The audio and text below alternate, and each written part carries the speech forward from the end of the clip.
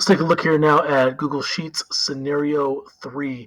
In this scenario, Rafael has a world cultures class, and they filled out a Google form to give input on the countries from which they would like to have a pen pal with.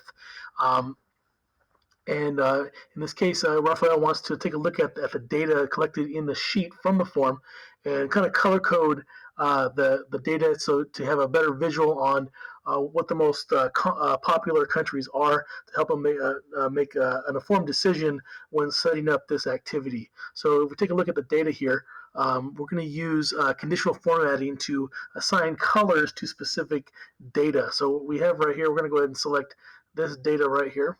These are the countries that the students had selected as their preferred countries with which to have a pen pal from. So we're going to go ahead and go over here to Format. We're going to go to Conditional Formatting. And we're going to go ahead and set a rule.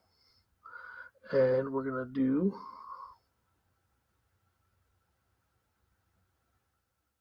text contains. And we're going to type in one of the choices here is Mexico. And we'll say that it'll be Mexico will get this color. And then we're going to add another rule. And we're going to go ahead and go find text contains. Brazil. Make it this color here.